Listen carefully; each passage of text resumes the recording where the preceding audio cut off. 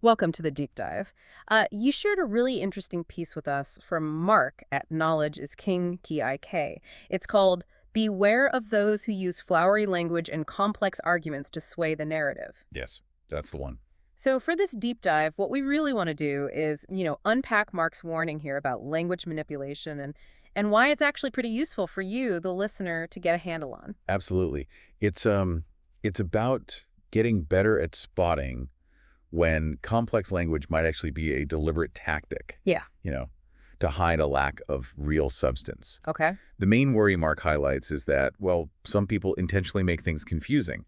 They Yeah. muddy the waters, so to speak, just to control how you see things. Okay, right. So how do they actually do that? Right. The article mentions using language that sounds, super smart, building these really complex arguments. Mhm. But if you actually dig down, the logic, maybe it's not quite there. It's almost like they're trying to wow you with fancy words, hoping you won't notice the shaky ground underneath.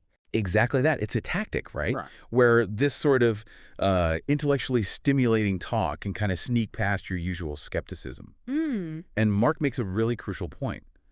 Truth matters most. If something you're hearing just doesn't quite add up, it might not be because you're missing something Yeah. or the topic's just that hard. Mm-hmm. It could actually be, like Mark suggests, that the confusion is the point. It's meant to create that inner turmoil, that self-doubt. That's interesting. And this feels like the really practical bit for the listener, I think. The piece really pushes you to trust your own reasoning. Yeah. It warns you, essentially, don't get swept away by how good someone sounds if what they're saying doesn't click in your own head. That phrase, trust your own sense of reasoning and not be swayed by hot rhetoric that lacks substance, that feels quite powerful. It really does. And it gets to the heart of what being truly intellectual is, doesn't it? Yeah. It's not just nodding along to complicated stuff. Right. It's your ability to actually analyze it critically, Mm. to ask yourself, okay, does this track? Is there actual evidence here? Does the argument hold water?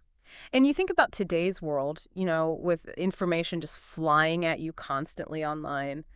It almost seems like fertile ground for this kind of manipulation, doesn't it? Oh, definitely. So much jargon, so many arguments that seem sophisticated. Mark's piece really underlines why your own clear thinking is, well, vital. Precisely. Like Mark puts it, you need to believe in your sense to reason intellectually. And just be wary, of people maybe trying to make things seem more complicated than they are, often for their own agenda. Mm.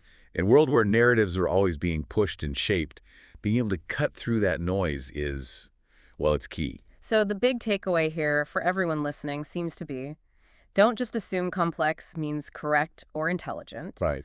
Focus on the facts, use your own critical thinking, and don't let impressive sounding words distract you from the real message, or maybe the lack of one. Exactly. Stay sharp. Question things. And trust your ability to figure stuff out. Often, clear and simple explanations are a better sign of real understanding. Okay. So what does all this mean for you day to day, trying to make sense of everything? It means keeping an eye out for when complexity might just be a smokescreen. And that kind of leads to a final thought for you to chew on. In this information-saturated world, how can you actively work on strengthening that sense to reason intellectually that Mark talks about? How do you make sure you're not the one being swayed by just fancy talk? Definitely something to think about. Thanks for joining us on this deep dive.